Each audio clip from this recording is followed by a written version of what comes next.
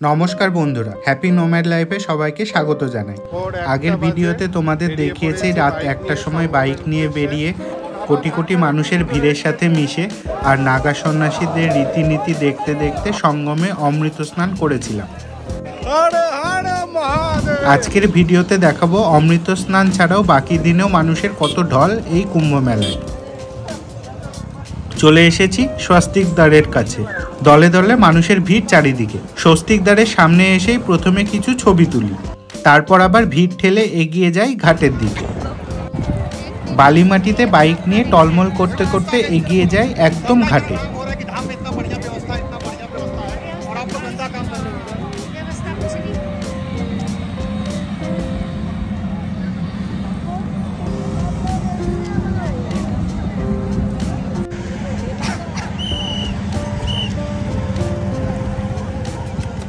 তারপর খোঁজ নিতে যাই নৌকায় সঙ্গমের মাঝে যাওয়ার জন্য কত ভাড়া নেবে। সঙ্গমের জাস্ট উল্টো সাইডে আছে, এখানটা এরকম নৌকা করে সব মানে নৌকা করে সবাইকে নিয়ে যাচ্ছে, সাওয়ারি বলছে। তো এইগুলো যে যার কাছে যেমন পাচ্ছে সেরকম নিচ্ছে, কোথাও 800 কোথাও 500। সেদিনের নৌকার ভাড়া ছিল আকাশ ছোঁয়া।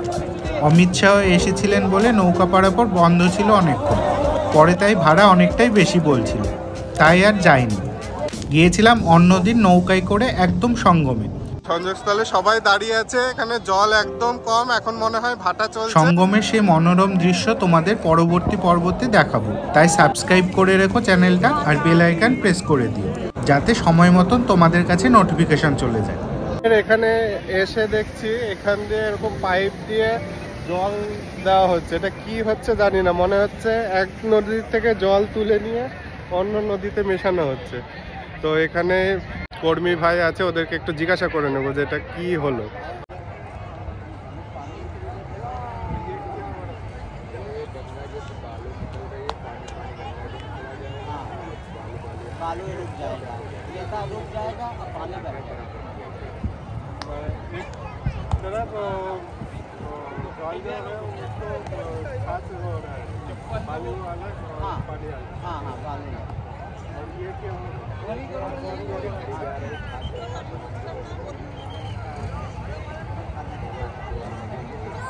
তো যেটা ওনারা বললেন যে এটা হচ্ছে মানে জলটাকে একরকম পিউরিফাই করা হচ্ছে বা ছাকা হচ্ছে, আমরা যেটাকে বলি।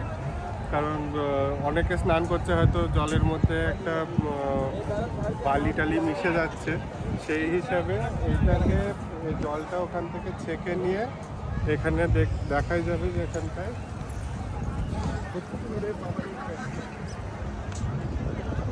এই যে এখানে বালি সব বালি পড়ছে, আর জলটা আবার ভেসে ওইখানটায় চলে যাচ্ছে।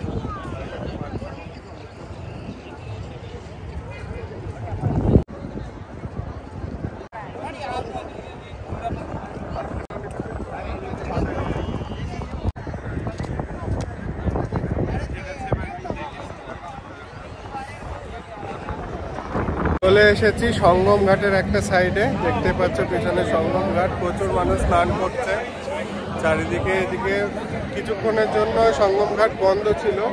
আজকে অমিত শাহ আসার কথা ছিল, হয়তো এসেছিল, ওই জন্য সিকিউরিটি পারপাসের জন্য এই ঘাট বন্ধ ছিল। তো জাস্ট কিছুক্ষণ আগে এই ঘাট খুলে দেওয়া হয়েছে। দেখতে পাচ্ছ ঘাটে মানুষের ভিড় উঠছে পড়ছে, সবাই স্নান করছে। তো আমিও ভাবছি যে একটু স্নান করে নিলে এই ঘাটেই করতে হবে। আর এই ঘাটের ব্যবস্থাও খুব সুন্দর, দেখো এই যে সুন্দর, এখান দিয়ে পুরো ঘিরে দিয়েছে, কোনো দুর্ঘটনা যাতে না হয় সেই জন্য সিকিউরিটির পুরো ব্যবস্থা করে রাখা হয়েছে, যাতে যারা সাঁতার কাটে না, মানে সাঁতার কাটতে পারে না, যেমন আমার মতন মানুষ, তাদের জন্য এই সিকিউরিটিটা করা হয়েছে, যাতে কেউ গঙ্গার ভিতরের দিকে না যেতে পারে। নৌকার ভাড়া অত্যাধিক থাকায় ঠিক করি যে এই ঘাটে স্নান করব, তাই নেমে পড়ি জলে। এসেছি গঙ্গার সঙ্গমে, একদম দেখো জলের মধ্যে দাঁড়িয়ে আছি, দেখতে পাচ্ছ। তো এবার স্নান করা হবে। এই দেখো গঙ্গার পুরো ঘাটটা দেখতেই পাচ্ছ, পুরো গঙ্গার ঘাটটা এরকম।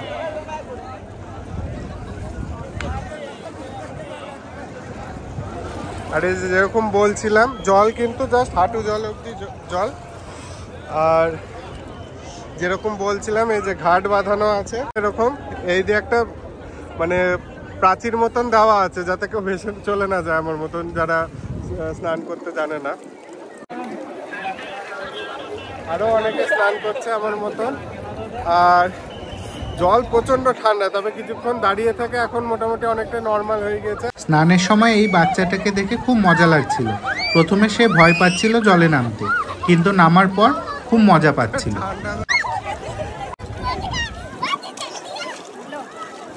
এরপর সূর্যদেবকে প্রণাম করে সেরে ফেলি আজকের স্নান।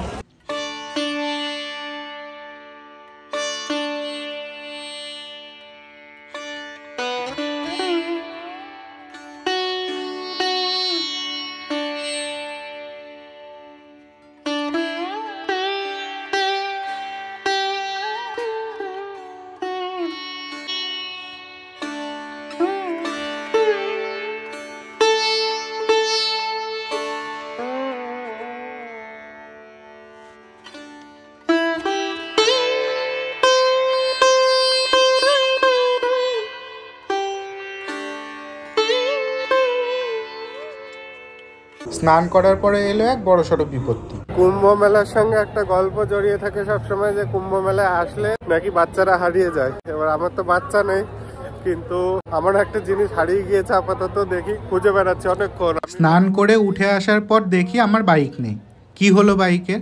এরকম কোন একটা খড়ের গাদা ছিল, ওখানটায় অনেক কটা মানুষ বসেছিল, তাদের পাশে গিয়ে সামনে গিয়ে বাইকটা রেখেছিলাম। খুঁজে কি পাবো বাইকটা? জানতে হলে দেখতে থাকো হ্যাপি নোম্যাড লাইফ। দেখা হচ্ছে পরের পর্বে। ততক্ষণের জন্য সবাই ভালো থাকবে। টাটা।